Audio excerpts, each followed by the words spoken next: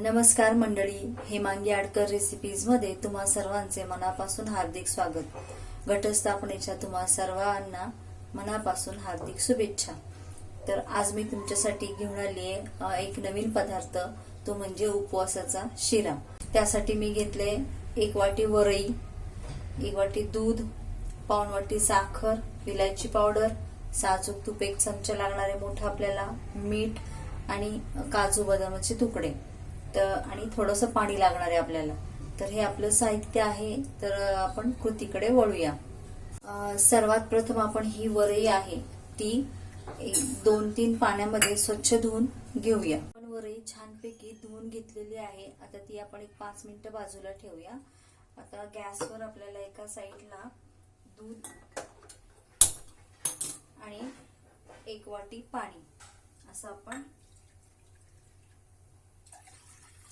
गरम करणार आहोत आणि त्यामध्येच आपण ही साखर देखील टाकणार आहोत। साखर वितळेस तोपर्यंत त्याला उकळी येईल आणि साखर वितळेल तोपर्यंत आपण दुसऱ्या साईडला पॅन ठेवलाय गॅस पेटवून आणि त्याच्यामध्ये आता आपल्याला हे तूप टाकायचं आहे, साजूक तूप। या तुपामध्ये आपल्याला तूप वितळलं की आपल्याला गॅस बारीक करायचा आहे आणि ही जी वरई आहे ती सर्व वरई आपल्याला या तुपामध्ये एक हलकीशी परतून घ्यायची आहे।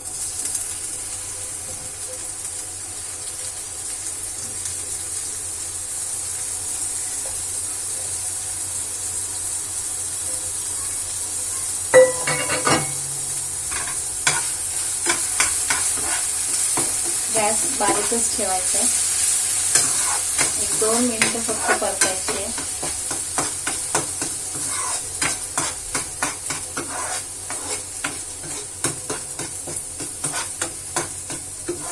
इकडे आपली उकळी आलेलीच आहे। गॅस मंद करूया, लो मीडियम वर ठेवायचं आहे। त्याला जरा अजून 1-2 उकळी येऊन द्यायची। तोपर्यंत आपण आता यातच आपल्याला हे जे काजूचे तुकडे आहेत ते आपण याच्यातच टाकणार आहोत आणि थोडेसे गार्निशिंग साठी ठेवूया आपण। आता ह्यामध्ये आपण काजूचे तुकडे देखील टाकले। ते परतले की हे मीठ जे आपण घेतलं होतं ते मीठ देखील आपल्याला यात टाकून छानपैकी हलवून घ्यायचं आहे। तुम्ही सैंधव मीठ देखील वापरू शकता। उपवासाच्या वेळेस आपण काही मंडळी जे आपण रोजचं वापरतो टाटा नमक वगैरे ते वापरत नाही, तर काळं मीठ, सैंधव मीठ हे देखील वापरतात। तर तुम्ही ते वापरलं तरी चालेल, कारण गोड पदार्थ जरी असला तरी आपण थोडंसं त्याच्यामध्ये मीठ टाकतो। तर आपला हा परतून झालेला आहे।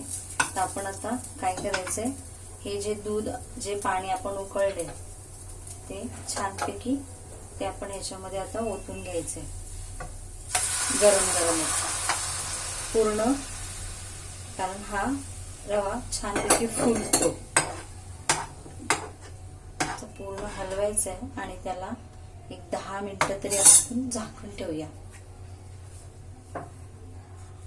एक 5 ते 7 मिनिटं झालेली आहे। आपण एकदा झाकण उघडून बघूया।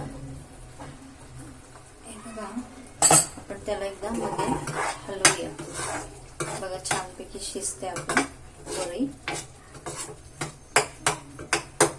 अजून 1-2-3 मिनिटं आपण त्याला वाफवून घेऊया।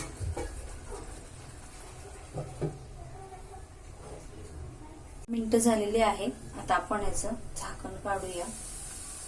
हे बघा छानपैकी शिजते। आता आपण यामध्ये जी विलायची पावडर आहे ती घालून एकदा छानपैकी हलवून घेऊया। मस्त झालंय, फुललाय पण बघा।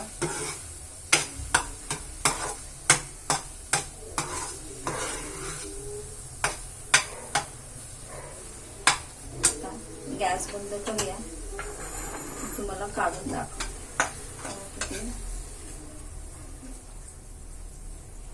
आहे की नाही झटपट उपवासाचा शिरा।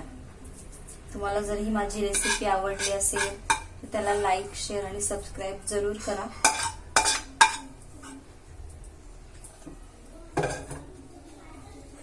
मंडळी, हे बघा उपवासाचा शिरा.